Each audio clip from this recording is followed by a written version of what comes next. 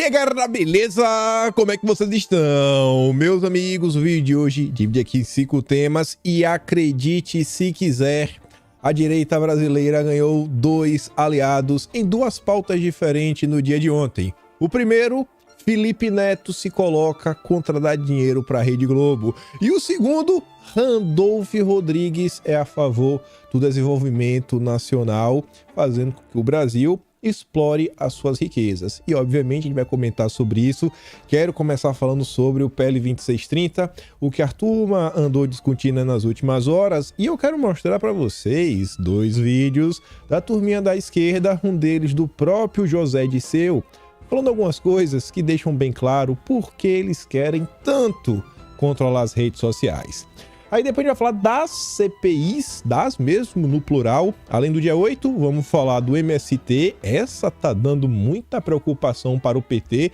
Só para você sentir o drama, indicaram a própria presidente do partido, a Gleisi Hoffmann, para entrar em campo. É uma das titulares da comissão. Eu acho que isso diz muito. E teve uma notícia aí que falando do INCRA, deu um dinheirinho aí pro MST. Não pro dinheirinho, pro MST, né? Pra feira do MST. Ajudou aí no evento, vai ter que comentar que o dinheiro foi muito, isso pode ser inclusive um dos problemas da CPI. E tem a terceira, CPI das ONGs. E é o terceiro tema, onde eu quero mostrar para vocês quem estava no Brasil ao longo do dia de ontem.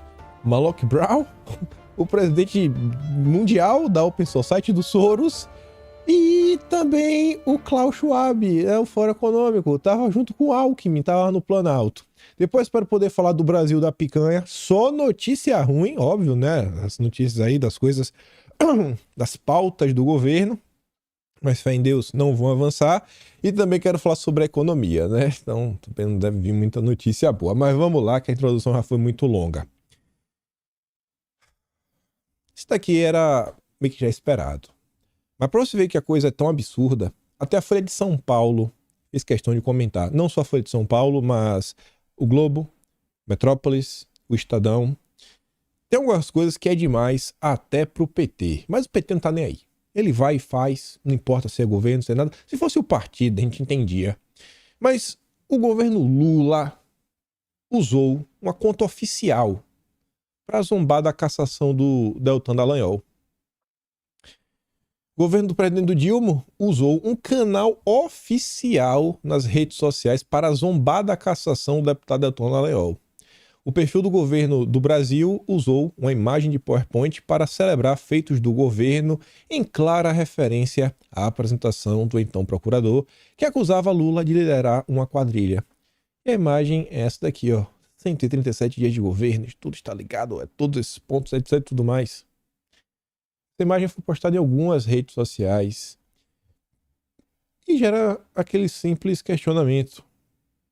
É para essa turma que querem dar o poder de falar o que pode e o que não pode ser dito nas redes sociais? Tenho certeza que a opinião de vocês já está muito bem formada sobre isso, mas é sempre bom trazer algumas coisinhas a mais. E aí, esse senhor aqui vocês devem conhecer muito bem, senhor José Disseu, andou falando algumas coisinhas que eu acho que merecem a atenção de todos nós. Primeiro vídeo aqui começa com a fala do Breno Altman, que é amigo do José Disseu, um cara de esquerda, né, pra valer. Depois o José Disseu entra em campo para falar mais algumas coisas. Vamos ouvir juntos. Bolsonaro teve como uma das características do seu governo recorrer permanentemente à mobilização da sua base social, juntando em vários momentos gigantescas multidões que mantêm a sua base, que mantiveram sua base social permanentemente em ação, resultando em benefícios para a extrema-direita. Eu vou fazer, tem esse fato e agora vou fazer a minha pergunta. O que fazer para esquentar as ruas e ampliar a mobilização popular, se é que isso é importante para uma política de esquerda? A responsabilidade principal para esquentar as ruas e mobilizar o povo é do presidente da República, como fez Bolsonaro e como ocorre em outros países, ou é uma tarefa essencialmente de partidos, sindicatos e movimentos? Isso é uma pergunta que o Breno Altman faz, mas antes de perguntar, né, de quem é o papel de mobilizar as massas, ele deixa claro, ninguém fez isso igual a Bolsonaro, ninguém. Quem deu sustentação a Bolsonaro foi sua base, a share do Zap. Olha a resposta do Disseu. Na minha opinião, o principal O Bolsonaro já mostrou isso. O principal meio de comunicação que existe no Brasil é a presidência da República, é o presidente da República. Principalmente na era digital das redes. Então, Lula, ou quem quer que seja presidente, se não exercer esse papel, está perdendo o principal instrumento que existe. A educação, a mobilização, a resposta e para a divulgação, para a informação, além de formação.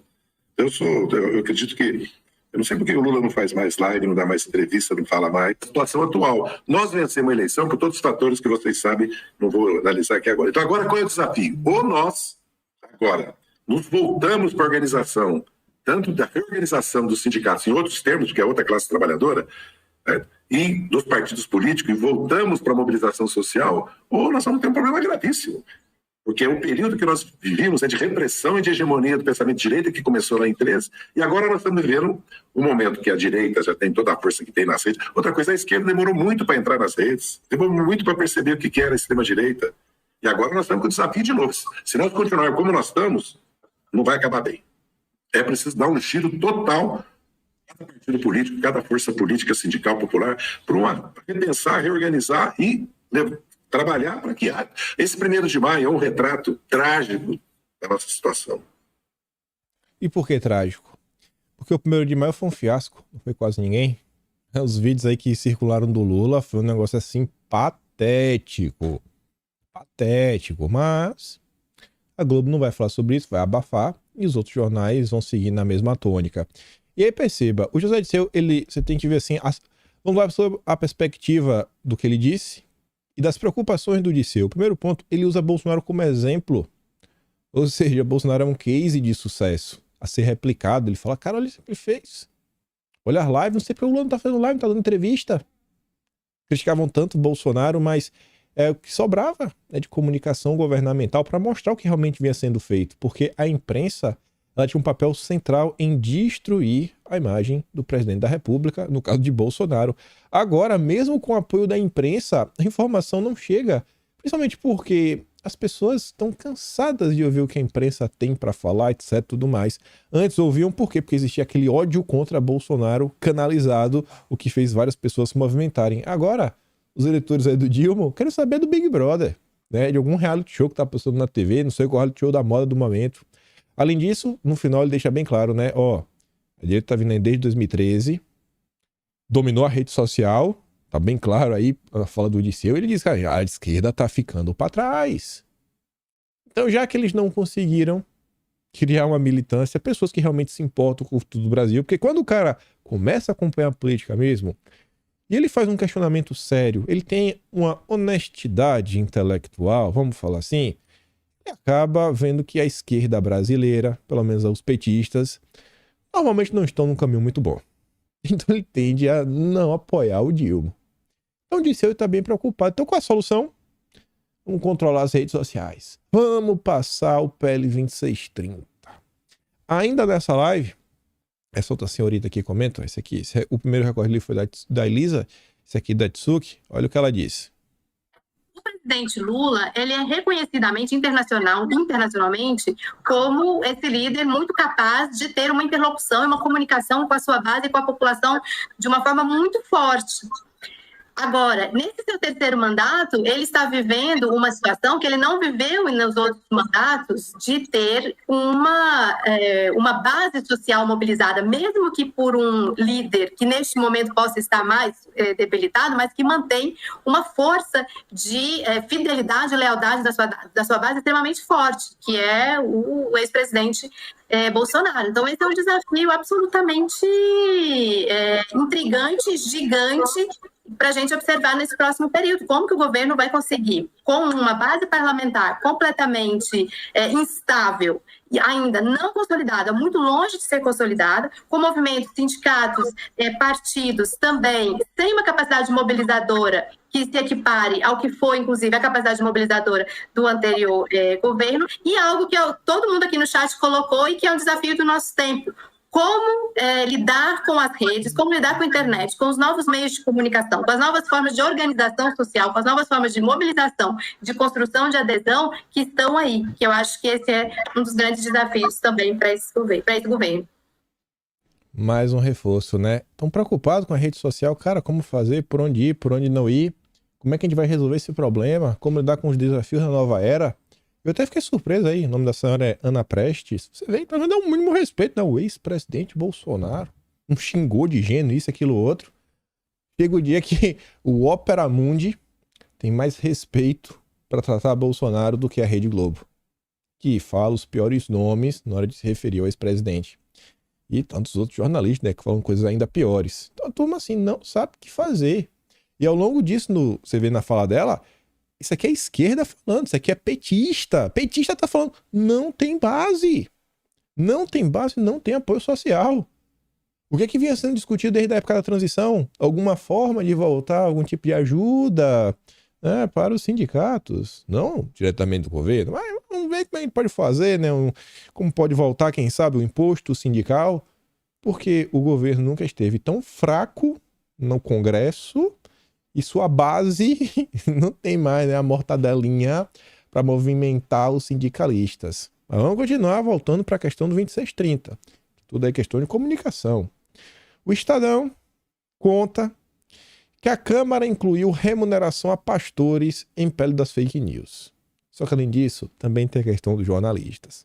Aí fala que assim, em outro trecho do projeto, Nascimento incluiu pregações, discursos religiosos como obras intelectuais protegidas, atualmente identifica apenas conferências, alocuções, sermões e outras obras da mesma natureza. A proposta do Nascimento inclui na Lei do Direito Autoral um tópico sobre o uso de obras na internet. O texto base prevê que as plataformas deverão pagar uma remuneração a quem tem direito sobre uma obra, mesmo que a publicação do conteúdo tenha sido feita por um usuário.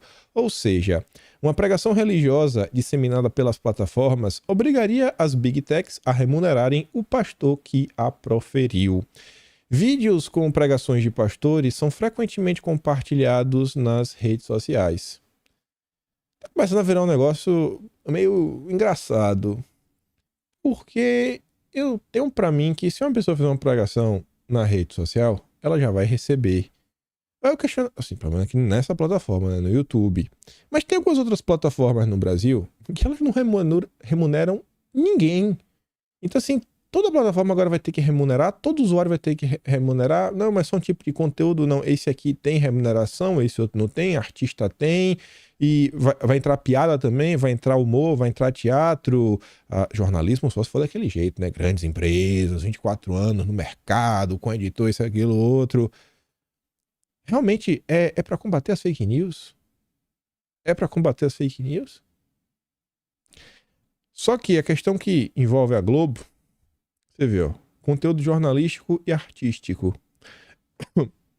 A proposta de Itamar Nascimento estabelece ainda a remuneração para artistas e veículos jornalísticos por conteúdos publicados nas redes sociais. O pagamento inclui quaisquer formatos que incluam texto, vídeo, áudio ou imagem. Mas tem plataforma que não remunera ninguém, vai ter que começar a remunerar agora, mas só os iluminados, só o jornalismo. Tá vendo que isso tá estranho? O projeto proíbe as empresas de removerem conteúdos jornalísticos para se eximir da obrigação de remunerar os veículos. Cara, é inacreditável isso. A remuneração deve onerar o usuário que acessa e compartilha sem fins econômicos os conteúdos jornalísticos em seu perfil ou conta. Poderão receber a remuneração as empresas jornalísticas, mesmo individuais, constituídas há pelo menos 24 meses, que produzam conteúdo original de forma regular, organizada, profissionalmente e que mantenham o endereço físico e editor responsável no Brasil. Tem que estar responsável no Brasil, se não for, não pode. Aí, eis que aparece o aliado mais improvável de toda a história do Brasil. Ontem, às 7 da noite, última edição, Felipe Neto aparece com esse tweet que eu estou sem palavras. Tô até achando que é piada. Urgente. Prezados deputados. O futuro da comunicação digital no Brasil está nas mãos de vocês com esse projeto 2370, que abraçou a remuneração do jornalismo da noite pro dia. Do jeito que está agora, se aprovado, o Brasil será irreversivelmente controlado pelo oligopólio da mídia, que vocês conhecem bem. Será o fim do jornalismo independente e das pequenas e médias empresas do setor. Essa remuneração não foi escrita preservando o interesse do povo brasileiro, mas sim dos bilionários com poder suficiente para ter lobistas 24 horas por dia pressionando. Se o objetivo é remunerar o jornalismo e incentivar a indústria, por favor, alterem o projeto 2370 urgentemente. Segue abaixo a lista de alterações urgentes assinadas pela AJOR e pela FENAGE. Tá vendo como são as coisas?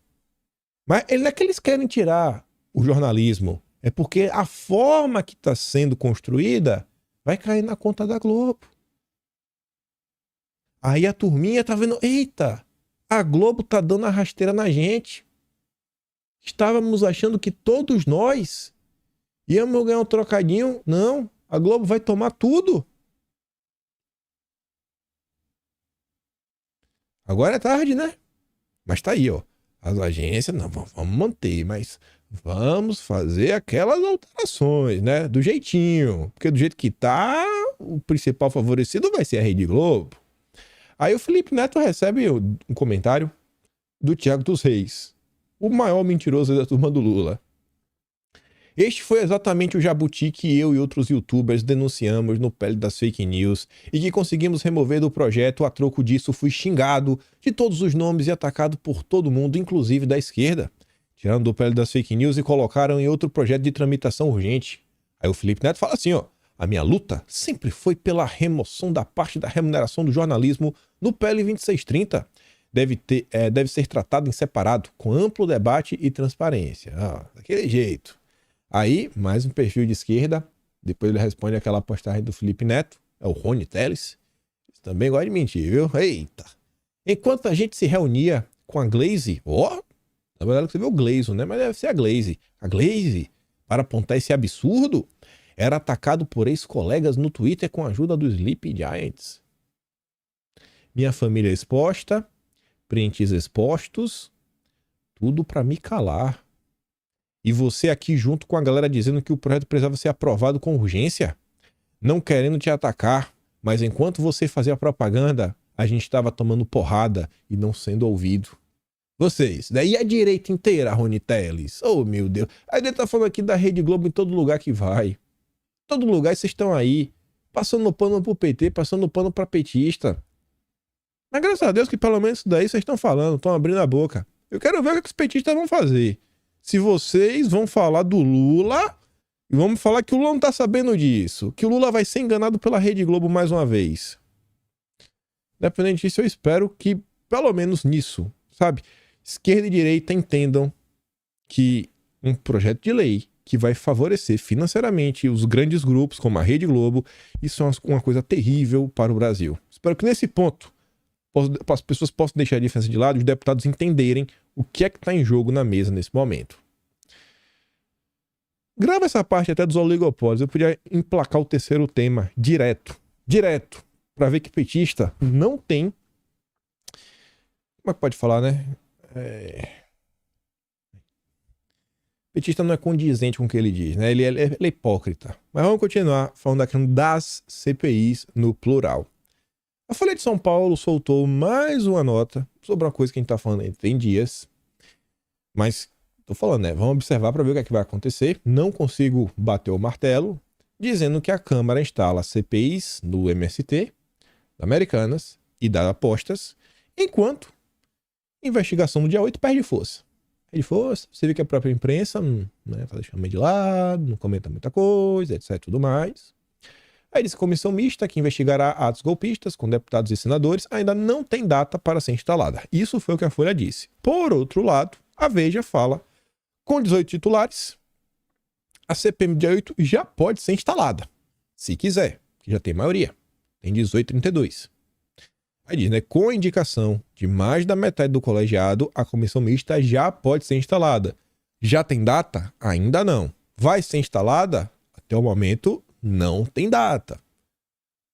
Mas eu acho que também não tem como, a partir do momento que você lê o requerimento de uma CPI, não tem a chance dela não acontecer, não sair do papel.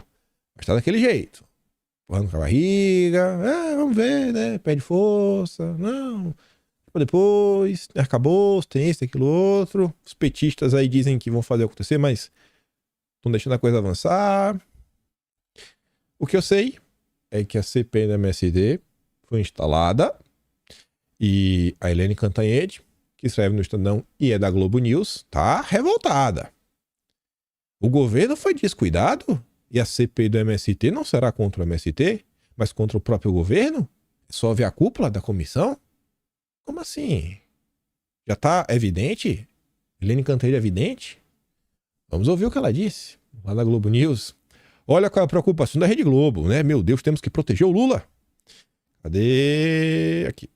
O governo foi pego de calças curtas, o governo não estava com radar nessa CPI, né? A CPI foi devagarzinho, a imprensa não estava falando, o governo não estava vendo e ela veio montada e olha, um tenente-coronel na presidência, um delegado na vice-presidência e o Ricardo Salles como relator, está evidente qual é o objetivo dessa CPI. Né? E o Ricardo Salles não foi só apenas ministro de Meio Ambiente do Bolsonaro, sem nunca ter pisado na Amazônia, como ele foi aquele ministro que defendeu na fatídica reunião ministerial do Bolsonaro, que, olha, está na hora de abrir as porteiras para aprovar tudo contra o ambiente lá no Congresso. Mas é militante, hein? Tudo contra o meio ambiente. É como se qualquer pessoa mais à direita desse país quisesse tocar fogo na Amazônia. Deixa eu botar o celular para carregar aqui. Quando ele tá conversando, peraí. Aqui, vamos pegar bem aqui. Peraí. Tá, rapaz, carregar meu celular, nem vi. Ele acha. O que eu fiz aqui? Ah, tá. Eu cliquei no mouse. Tem um mouse aqui, o outro. Opa. Vamos. Pronto. Vamos aí. Mas tá vendo lá, né? Não. Tá contra o meio ambiente. Como assim contra? O que é o meio ambiente pra Helene Cantanhede? Qual o papel do ministro? É ir na Amazônia? E onde? Tem que rodar uma cidade o suficiente? É passar por cima de avião? Tem que ir em alguma cidade em específico? Como é? Onde é a Amazônia? Manaus é a Amazônia? Não, não é. Onde é? Aquela fala de uma militante. Tá cada vez mais claro. Isso aqui é uma concessão pública. Até quando isso aqui será visto como algo normal? Uma coisa é a Folha de São Paulo. É um jornal, empresa privada, fala o que quer, Estadão. Isso aqui é concessão pública. E a turma tá aí na maior normalidade. Mas beleza, vamos continuar. CPI do MST. Deputada do PSOL é acusada de dar emprego à mulher de José Rainha em seu gabinete. No Atlas de Março, comentamos sobre o senhor José Rainha. Em um momento onde a polícia foi para cima, inclusive prendeu o cara, o Boulos apareceu falando que eu não sei se tem evidências, etc, tudo mais. E aí no dia seguinte, foi no mesmo dia, a CNN soltou com exclusividade uma nota com diversos documentos, diversas notas fiscais, etc, tudo mais, mensagens, mostrando aí das investigações, né, de por que a turminha foi presa. Um esquema aí de possível extorsão. Porque eu tô falando de tudo isso daí, né? Porque envolve José Rainha e a esposa dele é assessora da Sâmia Bonfim, que vai fazer parte da comissão. Aí a matéria da Gazeta do Povo informa que durante a reunião de instalação da CPI do MST, Sâmia Bonfim foi questionada pela imprensa sobre ter alegadamente nomeado para trabalhar em seu gabinete Diolinda Alves de Souza, mulher do líder da Frente Nacional de Lutas Campo e Cidade, a FNL, o José Rainha. Isso pode gerar conflito de interesses, já que Sâmia é integrante da CPI. E aí diz que, de acordo com Ricardo Salles, a Sâmia teria sido interpelada se não haveria conflito de interesse de sua parte, já que a deputada membro titular da CPI do MST, nomeou a esposa do líder da FNL em abril deste ano. Em 2003, Diolinda foi presa após condenação por formação de quadrilha. Agora de boa. Agora tá de boa. Desde o dia 4 de março de 2023, José Rainha, marido de Diolinda, está preso preventivamente após operações da Polícia Civil de São Paulo que o acusa de extorquir 6 vítimas exigindo vantagens financeiras. Com Zé Rainha e Luciano Lima, outro líder da FNL, foram apreendidos 2 fuzis calibre 5.56, 2 espingardas calibre 12 e uma calibre 3.57. Essa é a turma do amor, viu? Da paz. A turma do desarmamento. Acho que essa CPI do MST entrou no radar do governo de uma maneira bem preocupante. E aí, além da Sâmia, e aí eu acho que é por isso que a Helene Cantanhede está muito preocupada, Hugo Marques, lá na Veja, tem uma matéria complicada, viu? Diz que o INCRA, um órgão do governo federal do Lula, liberou R$1.270.000 para a feira do MST em São Paulo. Aquela feira que tava o Alckmin, que tava o Galípolo, que tava o Paulo Teixeira e mais outros ministros. Aí tá ali, né? R$1.270.000 para a realização da Quarta-feira Nacional da Reforma Agrária, um evento promovido pelo MST. Autoridades do governo participaram da feira, como Paulo Teixeira, Luiz Marinho, Padilha, além do próprio Alckmin. Um extrato de contrato publicado pela Superintendência Regional do INCRA em São Paulo mostra que o órgão contratou serviços de organização de eventos, incluindo etapas de planejamento, coordenação, montagem e desmontagem da estrutura física. Para a realização da feira, foram levantados galpões com estrutura de aço e lonas e diversas bancas para exposição e venda de verduras. A Feira do MST em São Paulo abriu espaço para um grupo teatral erguer uma estrutura parecida com a cela de prisão, com atores vestidos de verde e amarelo, interpretando manifestantes bolsonaristas presos sob acusação de golpismo na penitenciária da Papuda, em Brasília. É meio estranho o governo apoiar, né, uma feira dessa e o INCRA, inclusive, né, gastar um dinheirinho. Meio complicado, né? Esse tipo de ação aqui, acho que não encaixa muito bem. A representação incluía, né?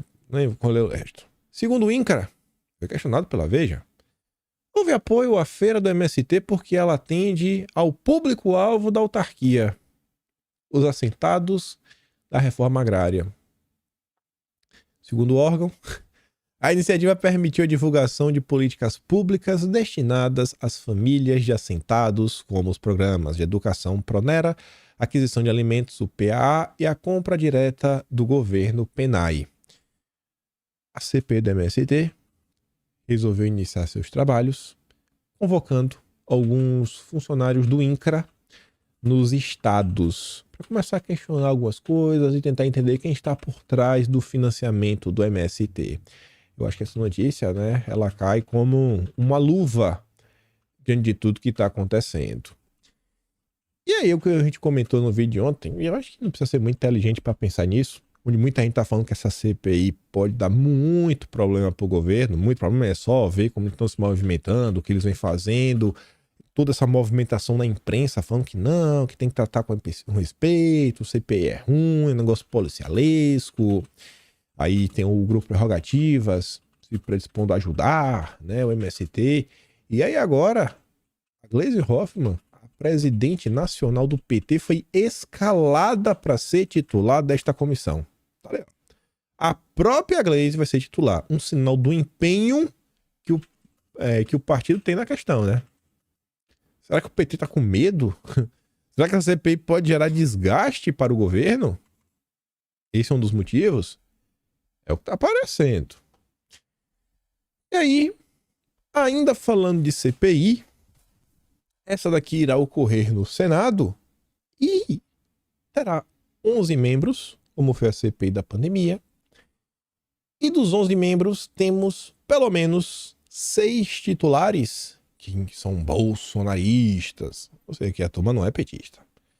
Os nomes, na verdade, foram tão bem simpáticos, né? Ideias mais à direita.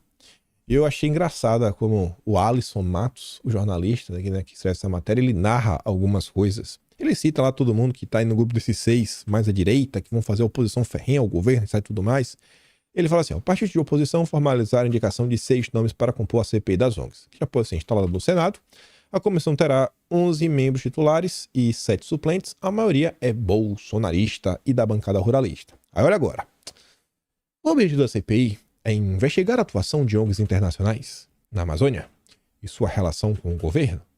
Parlamentares que apoiam a abertura da CPI citam interesse dos Estados Unidos, da União Europeia e de George Soros na atuação das ONGs e citam o Fundo Amazônia como exemplo. Os focos citados pelos parlamentares são temas frequentes de teoria da conspiração e fake news distribuídas em redes sociais. Soros é um santo. Soros não faz nada de errado. Também são temas históricos de falas do ex-presidente Jair Bolsonaro e militares. Por que será, né? Tudo teoria da conspiração. Segundo aí a turma do bastidor. Então vamos falar um pouco dos Soros e dos seus amigos. Vejam só. Quem estava no Brasil anteontem? Talvez estivesse ontem também. Mark Malloy Brown é o chefão da Open Society Foundation. Quem compartilha esse post, né, é o Pedro Babavai, que é o chefão da Open Society Foundation na América Latina e Caribe. E aqui Brasil também, né? Óbvio. Tem aquele senhor de barba meio grisalha, tá pequeno, mas tá aqui de camisa azul, polo, né? Do lado do Mark. A democracia brasileira deve sua resistência à sociedade civil do país. Olha o neogovernismo que o FHC falava desde 95. Quem agora ajuda o governo, né, a democracia continuar em pé são os zongueiros. Sociedade civil. Não, os zongueiros. Fiquei profundamente inspirado por me encontrar ontem no Rio com organizações pioneiras na vanguarda dessa missão. A Open Society tem orgulho de apoiar. Nós apoiamos vocês. Dê uma olhada quem tá. Um desses grupos que tá aí, um dos braços, acaba por meio que fazer alguns sites. Você vê esses sites que são feitos, nossa, é só campé contra a direita. É engraçado. Tem um grupo bem famoso que às vezes vai aí, né, pra retirar anúncios de quem promove mentiras. Na época mostrou lá, eles fizeram tipo uma campanha, né, pra desmonetizar o Olavo de Carvalho e tudo mais, e o site tinha feito pelo mesmo grupo.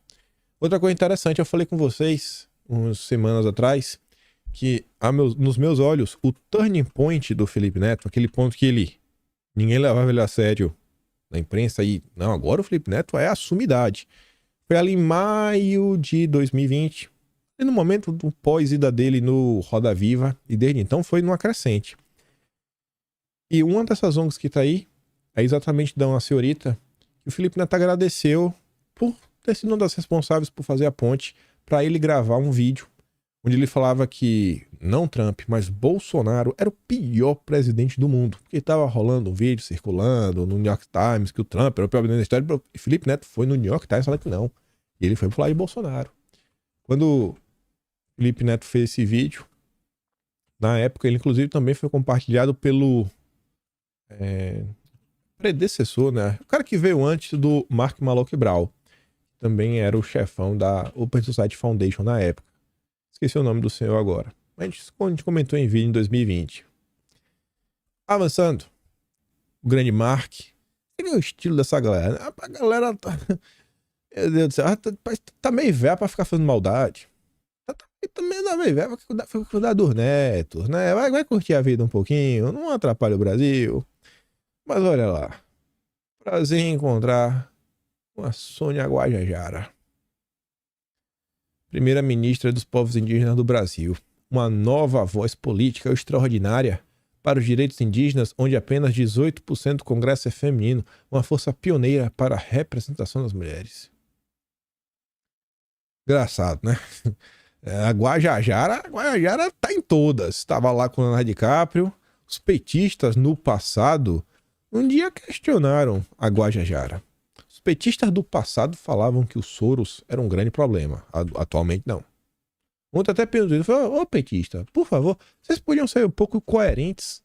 É sério, assim, só defender as pautas históricas de vocês, que vocês sempre criticavam os bilionários. Dá pra gente criticar agora? Só porque Lula é o presidente agora e tá com o agora vocês não vão criticar mais? Sério? Só pra relembrar, o glorioso Mark tava aqui ó, com o glorioso Haddad e o glorioso Alexander. Alexander é esse rapazinho aqui na esquerda, de óculos, né? Filho do Soros. Tava lá no Fórum Econômico. Grave isso, tava no Fórum Econômico. Aqui a Marina, com o filho do Soros, né? No Fórum Econômico também. E ainda de falar mais do Fórum Econômico, um pouco do Soros, olha que engraçado. O Hélio, né? O Hélio Musk. O menino Hélio foi lá no Twitter, falou umas coisas assim, meio coisa, né? Que tá atravessando traduzida do Google. Soros me lembra Magneto.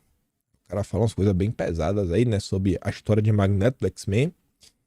E aí o Hélio responde assim, ó. Você assume que são boas intenções. Eles não são. Ele quer corroer o próprio tecido da civilização. Soros odeia a humanidade. Falei, rapaz, Hélio, não fala isso, Hélio. Fala isso. Em outro momento ele fala assim, ó. Ele respondendo um cara lá que tava descendo a bolaça no Soros. Diz perfeitamente. Entre outras coisas, Soros identificou astutamente uma grande oportunidade de arbitragem nas eleições para promotores públicos, onde uma quantia relativamente pequena de dinheiro tem uma influência descomunal. As instruções de Soros para seus promotores de estimação foram, essencialmente, para minimizar o processo até mesmo de criminosos violentos. É por isso que um criminoso, alguém que já havia esfaqueado seu colega de quarto, poderia agredir brutalmente o Dave Chappelle no palco com a mesma coisa e receber apenas uma contravenção. Será que isso está acontecendo? Será que os zongueiros estão trabalhando para fazer uma revolução na estrutura do Estado? É o tal neogovernismo que o FHC tanto falava. Se bem que nesse caso aqui não, né? Que tá investindo em campanhas, porque lá procuradores, promotores, né? Cargos do judiciário são meio que... existe uma eleiçãozinha. Mas voltando, o Haddad voltou com o Mark lá no Fórum Econômico. E falando do Fórum Econômico, o dono da parada toda, quem manda mesmo, parece até que é primo do Alckmin, viu? Assim, o estilo tem igual, né? A boca, assim, muito parecida. O cabelo, né? A falta de cabelo, até a cor do terno, todo malamanhado, gravata torta dos dois. Ai, mas muita maldade no coração. Tava lá, ó. Encontrei-me hoje com o presidente do Fórum Econômico, o Klaus. O que um cara desse tá fazendo no Brasil? Com o vice-presidente da República. Você vê uma foto dessa, eu fico... dá até medo de ver o Lula cair e saber que é o Alckmin que pode assumir. Discutimos... com quem tratei temas importantes do panorama internacional atual. Discutimos as perspectivas de desenvolvimento sustentável. Lembra do vídeo que eu falei? Gente, uma coisa, desenvolvimento sustentável, eles adoram botar essa palavrinha. Por quê? Porque eles podem arbitrar no futuro o que é o que não é sustentável. É para dominar e controlar tudo. Como indústria de baixo carbono, bioeconomia, adoção de novas tecnologias para a transição verde. A pergunta dos últimos dias: qual é o nosso projeto de nação? É esse país? Essas são as prioridades do Brasil? É isso que está sendo discutido? Economia de baixo carbono? Indústria de baixo carbono? Novas transição verde? É isso? Será que esse é o ponto? Esses são os problemas do Brasil? Ou será que o Brasil está numa situação tão ruim que gerar emprego, fazer a economia crescer, já tá, assim, cara, já tá bom? Está igual. Além disso, que é outra foto, né? Outro momento. Do ponto de vista geopolítico, olha a palavra que o Alckmin está utilizando. O AB qualifica o Brasil como uma biopotência, ou seja, esse é o lugar do Brasil. O Brasil não nasceu para ser indústria. O Brasil não nasceu para ser pujante e acachapante. O Brasil não nasceu para produzir semicondutores. O Brasil não nasceu para ser um polo de tecnologia exportadora para o mundo. Não. Brasil, biopotência. Só faltou falar que a gente nasceu para comer inseto. Destaquei a necessidade de reforçarmos os laços econômicos e comerciais entre os países, a fim de combater a fragmentação das relações internacionais. Eu nem grifei esse final, porque eu falei, bicho, será que eu tô ficando muito louco? Eu não quero nem grifar para não parecer que eu tô começando a surtar. Porque assim, fragmentar. O que você fragmenta? Um bloco. Não pode, o bloco tem que ser, né, unido necessariamente, não tipo assim, um bloco, né, de um estado único, né, um governo mundial, né, quem sabe até controlado pelo Klaus, com apoio do Alckmin. O Alckmin aí seria um representante no Brasil, né, um secretário avançado, quem sabe. Você vê como são as coisas. Hoje, o que eu venho batendo na tecla desde janeiro, o governo do Dilma, ele traiu a esquerda, mas traiu com todas as forças. Não que o Oriente, não que o BRICS, não que qualquer dos países sejam santos, sejam heróis, mas muito longe disso. Muito longe disso. Passa nem perto. Eu acho que não precisa explicar aqui pra vocês porque o Oriente, né, aquele país bem vermelho que o Dória adora, outros não são heróis. Outros são vários, né? Acho que não precisa explicar porque eles não são heróis. Mas a turma da esquerda, você pega o Breno Altman, você pega o Disseu, você pega diversas pessoas, eles sempre discutem. O próprio Dilma, no seu discurso, fala que não. O mundo multipolar. Multipolar. É o quê? Não, cada país ali, né, que tem seu papel no planeta, etc. Né? Não existe um bater continência assim, de forma automática para as ordens do imperialismo, o imperialismo mandando todo mundo. E eu vejo o Alckmin falar isso a fim de combater a fragmentação das relações. As relações estão meio ruindo, mas também o Ocidente, que de santo também não tem nada, olha o que a Europa está fazendo. Olha o que a Europa está propondo para o Brasil naquele acordo, né?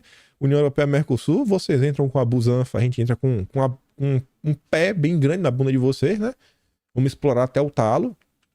Olha o que está acontecendo nos Estados Unidos, o que aconteceu recentemente lá no Canadá. Você deve lembrar daquela questão que envolve os caminhoneiros. Tá puxado, o Ocidente tá puxando a corda. Mas, ó, não temos que manter unidos. Temos que manter o Brasil de joelhos pra turma do imperialismo que a esquerda um dia fingiu combater. Porque agora, como é o Lula, todo mundo passa pano. Isso aqui dói meu coração. Ontem eu vi uma fala da Paula Schmidt que ela fala assim, ó. Escrever com ódio é fácil. Agora escrever com tristeza no coração. Isso daqui é a notícia que me deixa triste de verdade. Então, o que acontece? Eu falo, meu Deus, é porque o Brasil tem que sofrer tanto? Porque a gente não pode, sabe, avançar um pouquinho? É o eterno voo de galinha. Aí, pega isso aqui, pega aquela questão lá, né? Os zongueiros, neogovernistas. Eu só que a Guajajara tava fazendo lá com o Mark, da Open Society. Aí você volta para o nosso Congresso. Centrão virou oposição, né? Até o momento. Graças a Deus. Aí o Estadão fala o seguinte, né? Que talvez seja a coisa certa pelos interesses não tão certos. Centrão traça plano para emparedar Lula e desidratar ministérios do PT. Eu esperava que esse tipo de coisa não fosse algo para desidratar o PT. Eu acho que eu esperava de coração que o PT fosse a favor disso daqui também. Com o apoio da bancada do agro, o Centrão se articula para votar a urgência do marco temporal. Isso daqui interfere na demarcação de terras indígenas. Não sou especialista no tema, mas eu acho que o Brasil já tem uma quantidade significativa de terra indígena. E mais do que isso, talvez o problema não seja nem demarcar mais. Mas a morosidade e o trabalho e os problemas que isso vem gerando na infraestrutura nacional, no plano de desenvolvimento do nosso país, isso tá complicado. Você passar uma linha de transmissão, né, Luião Tucuruí, foi um caos, tá? Não vai até agora, nem terminou, parece que não vai mais. Aí comentamos ontem, não, o ferrogrão vai passar na terra que foi recém-demarcada, não pode mais, porque vai fazer o quê? Vai passar com a linha em cima da oca? Não, vai explorar lá a bacia do do Amazonas, petróleo não pressão, não pode porque vai passar helicóptero, aí o índio dorme de tarde, aí vai atrapalhar a soneca do índio, o índio não pode dormir direito. Aí você vê que a votação do marco temporal para manter o entendimento atual, não é para mudar, é para manter. Não é que o agronegócio, não é que o centrão, não é que a direita tá propondo algo pior do que já estava. Eles querem manter o que está na Constituição. E isso é uma pauta que é uma derrota para o PT. O PT que atacava o imperialismo. E fala o seguinte, ó, que o judiciário vai retomar o julgamento em 7 de junho, entende a derrubar a tese. A derrubar. Como deseja o governo. Mas o Arthur Lira, simpático com a posição dos ruralistas, decidiu agir para esvaziar o julgamento. Se o plano sofreu outra derrota, novos decretos editados pelo Dilma, delimitando 6 áreas, correm um risco de virarem letra morta. E essa questão do marco temporal é o seguinte, ó, atual momento, só pode meio que ser terra indígena os locais onde os índios meio que já estavam quando a Constituição de 88 foi promulgada. Se eles chegaram na terra depois, aí não pode mais. Tem que ser ali, em 88. Aí eles querem derrubar esse marco temporal, sei lá, vai que o índio descobriu, né, o ancestral falou pra ele que, olha, a gente veio daquela terra ali perto de Belo Horizonte, sabe, onde tem umas minas de ouro, lá atrás, há 100 anos, tínhamos nossos ancestrais, fomos chutados pelo homem branco, aí o índio vai pra lá e fala, a terra é nossa. Ó, a galera falou, viu, vamos cavar aí, cava, eita, olha só, achei um pedaço de pedra, e tem que não achei essa pedra aqui, mas o que essa pedra diz? Diz que a terra é minha. E aí começa esses embates, aí entra estudos antropológicos, etc. Mas a gente fica uma insegurança muito grande. Muito grande. Aí diz, né, que essa batalha, porém, não para por aí. São muitos os que pretendem mexer na medida provisória da questão dos ministérios, 37 ministérios. Estão querendo desidratar alguns ministérios, como o do Desenvolvimento Agrário, do MDA, do Paulo Teixeira, e até porque que o MST vem fazendo. Também falam em fazer algumas mudanças no Ministério do Meio Ambiente. Na outra ponta, partidos com cargos no primeiro escalão, como União Brasil, também se movimentam para assustar o decreto do Dilma que exige o visto de turistas. Estados Unidos, Austrália, Canadá, Japão, para entrar no Brasil. Além disso, o Centrão diz ter votos para derrubar em plenário outro decreto do Dilma, olha só, que restringe a compra de armas de fogo. Será que o Centrão vai abraçar essa pauta? Vai deixar que o brasileiro tenha o direito de se defender? Vai Centrão. Hashtag vai Centrão. E aí, falando do Arthur Lira, ele concedeu entrevista. Eu jurava que o Arthur Lira tinha dito isso daí na CNN. Talvez ele falou na CNN e também na Rádio Bandeirantes. Eu jurava que foi com a Bíblia na CNN, porque eu vi um recorte passando na minha timeline do Twitter, que foi bem a Tsuki que postou, mostrando que o Lira falando que durante o governo Bolsonaro existia confiança, existia delegação, né? Você delegava, você tem delegação, né? Você delegava, ó, faça isso, faça aquilo outro, e respeito, né? Na divisão entre os poderes. E falava que no governo Lula não tem nada disso. É concentrar poder, é falta de confiança, nada anda. E aí o Bernardo Melo Franco, como um bom petista, né? Escrevendo na Globo, tem que ser na Globo, como sempre. Lira desafia governo e deixa nova ameaça no ar. O deputado começou a semana com um ultimato. Avisou que as coisas não vão andar enquanto o Planalto não agir com mais fluidez. O governo precisa descentralizar, confiar e delegar. Disse a Rádio Bandeirantes. Graças a Deus que a relação com a Câmara tá assim, porque no Senado Rodrigo Pacheco continua ainda um vassalo subserviente. Aí veja, trazendo ainda essa questão da pauta verde. Falei para vocês na abertura. O aliado que assim, mais inesperado da história. Randolph Rodrigues entra em campo ao lado do Brasil. Ali, ó. Randolph defende estudos para exploração de petróleo na foz da Amazônia.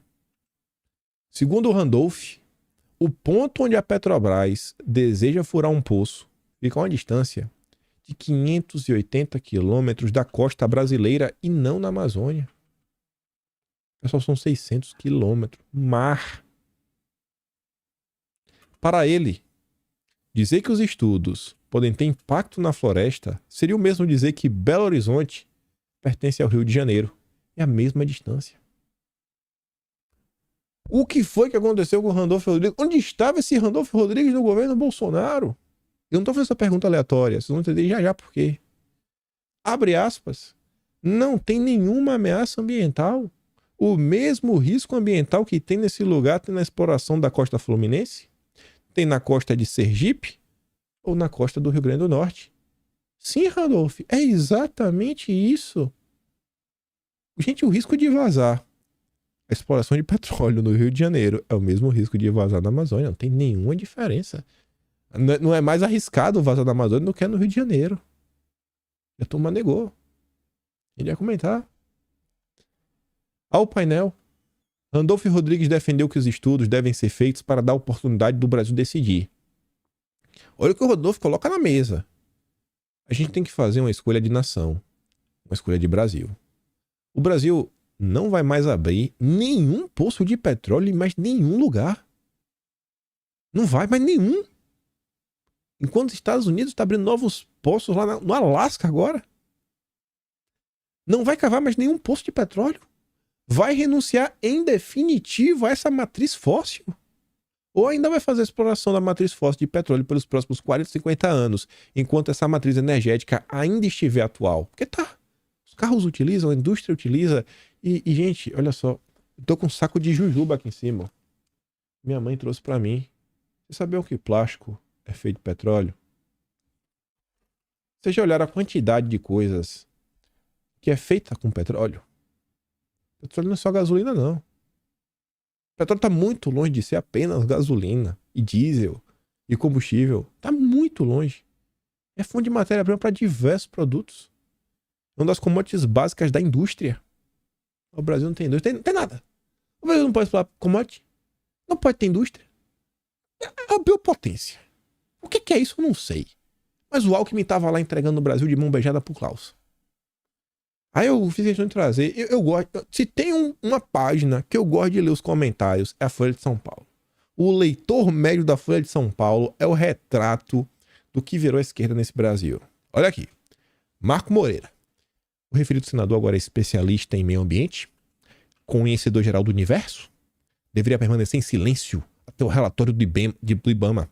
Já não basta a hidrelétrica de Belo Monte? Ou seja, o Brasil não devia ter a hidrelétrica de Belo Monte. Cláudia Codeco. Não cabe a você, Randolph, dizer se tem impacto ambiental ou não. Que decepção. Na era Bolsonaro, o que Randolph falava era lei. Agora não. A criatura, né, comeu o criador. Criaram um monstro e o monstro comeu o criador. Júlio Lousada. Ele podia assinar o estudo de impacto ambiental, já que tem tanta convicção.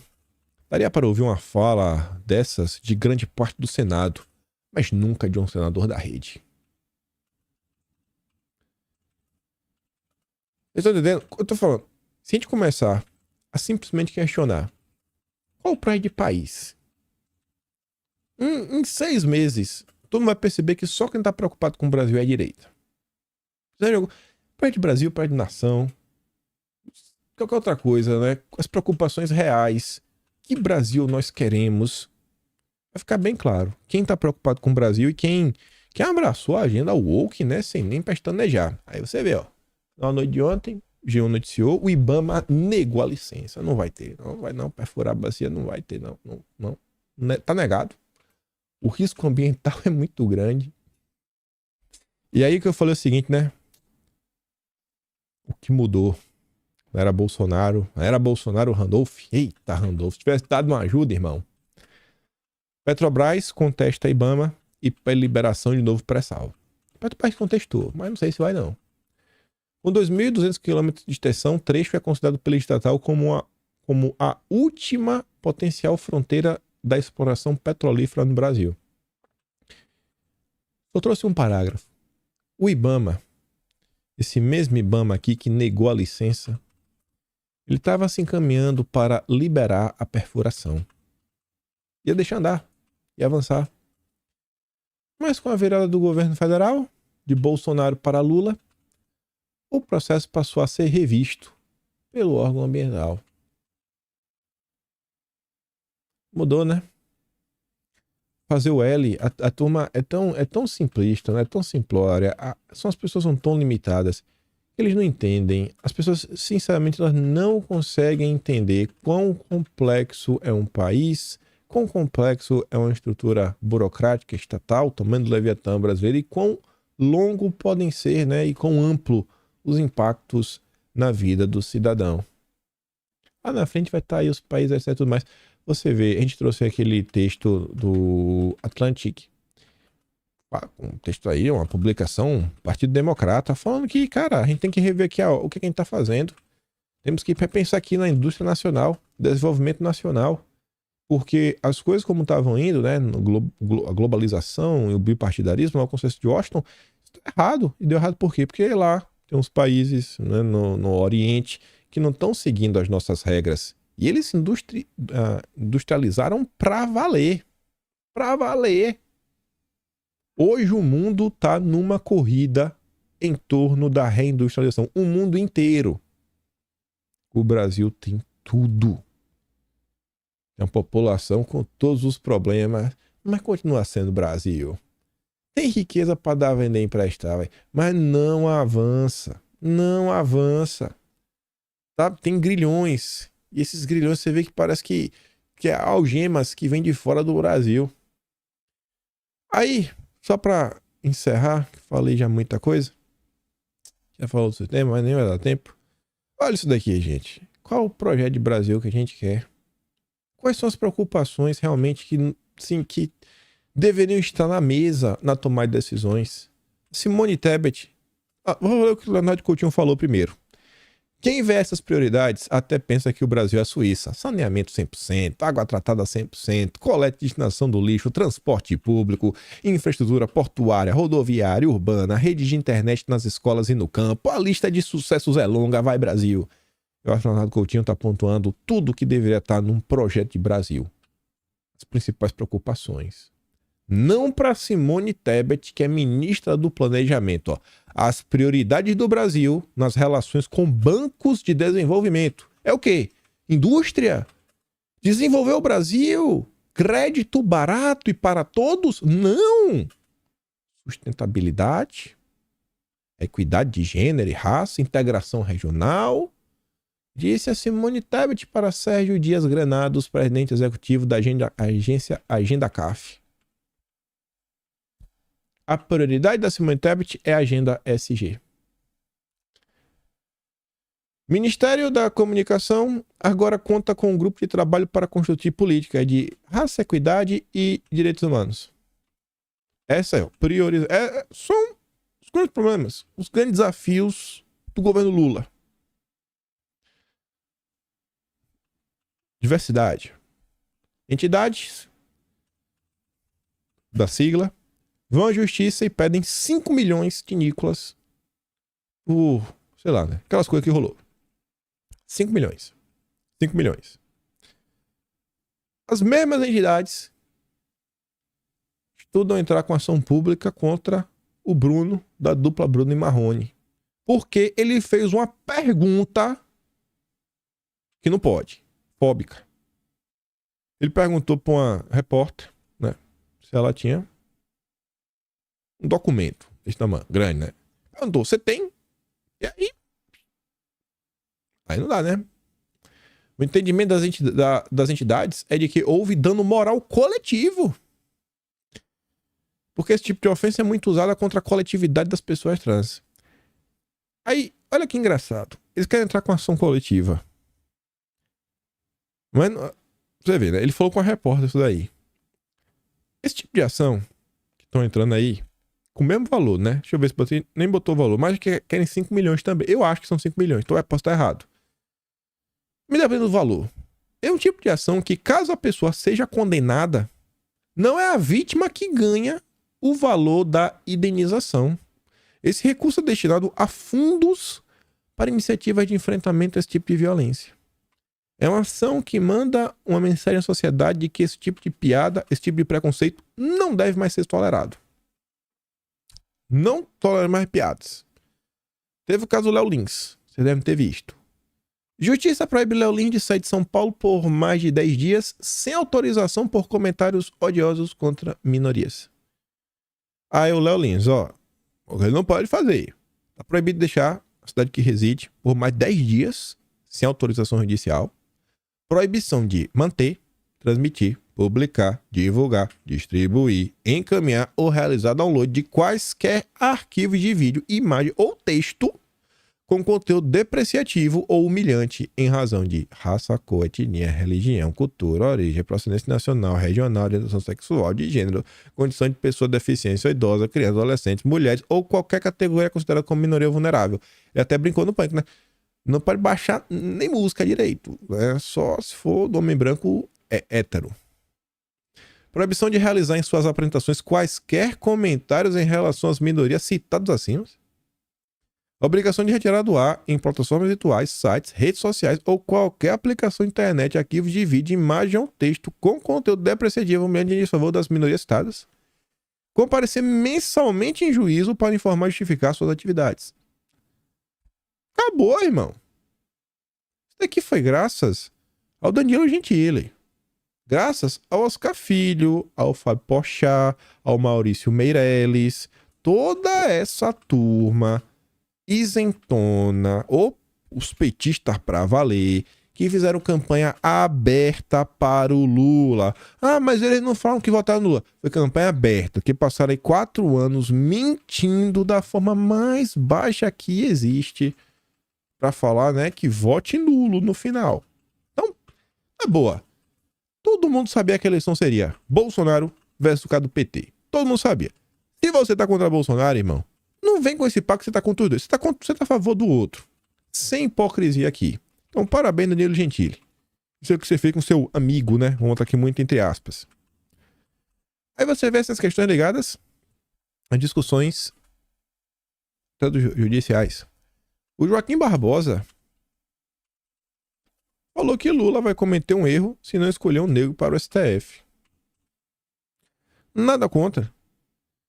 Mas eu sempre fico questionando quais são as prioridades. Hoje em dia a coisa tá tão complicada que eu fico pensando assim, será que o grande ponto não seria vamos botar um cara aqui que tem um bom domínio do direito, que ninguém no Brasil questione o cara, fala, rapaz, esse cara aqui é o gênio do direito. É um cara, não tem nem como ser contra um cara desse. Aí, eu sei que eu queria terminar o vídeo com menos de 1 hora, mas eu tinha que comentar essa notícia aqui, a próxima. Olha isso aqui. Preocupações. O PT do Lula, no Rio Grande do Norte, criou uma cela virtual para presos sem tornozeleira. Cela virtual, gente. É um Tamagotchi que o cara tem lá. Não, é pior. Governado pela petista Fátima Bezerra, o Rio Grande do Norte viu uma situação surreal no seu sistema prisional. Segundo o representante do Ministério Público Local, a gestão estadual deixou de honrar contratos, não sei por que deixou de pagar, né? Mas de fornecimento de tornozeleiras eletrônicas aos presos do regime semiaberto. Não tem dinheiro. Sem dinheiro, a empresa parou de fornecer os aparelhos. Os presos do semiaberto, que precisavam de monitoramento, foram submetidos a algo inovador. A gestão petista criou uma cela virtual. Que veio a ser uma cela virtual. Com a palavra, um representante do Ministério Público Potiguar. O preso vai para o semiaberto sem tornozeleira, mas para o juiz e para o governo, ele está na cela virtual. Só não faz de conta. O governo petista explicou mais cedo o que vem a ser a cela virtual. Trata-se de uma fila de espera para a instalação do equipamento.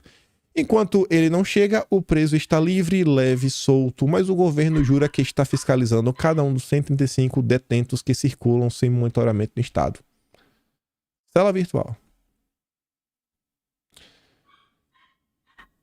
Facção do Rio Grande do Norte financia funks no YouTube que enaltecem terror, diz a polícia. Funkeira recebeu 10 mil via Pix para fazer música enaltecendo a facção. Só que de curiosidade, né? As prioridades. Rapaz, não me tá latindo igual uma louca, viu? Petista quer audiência no Senado sobre importância do funk. Prioridades. Humberto Costa. Assim, necessário se faz que o poder público forneça aos cidadãos os meios e serviços essenciais para efetivar o direito a essa fruição cultural, quais sejam segurança, meio de transporte, condições ambientais e de saúde pública, além de zelar efetivamente pelo funk como bem cultural e material. Aí só pra fechar isso aqui, essa é a última, eu prometo. A gente comentou aqui mais cedo, né, do IBAMA, como mudou, né, a composição, o governo Bolsonaro, você vê que tudo muda. Aí fala o seguinte, que o Conselho de Política sobre Drogas terá eleição após ser esvaziado por Bolsonaro. Aí falava o seguinte, que na época, o então presidente disse que a esquerda se infiltrou em nossas instituições e passou a promover sua ideologia transvestida de posicionamentos técnicos. Fico me perguntando, será que é isso que aconteceu no IBAMA?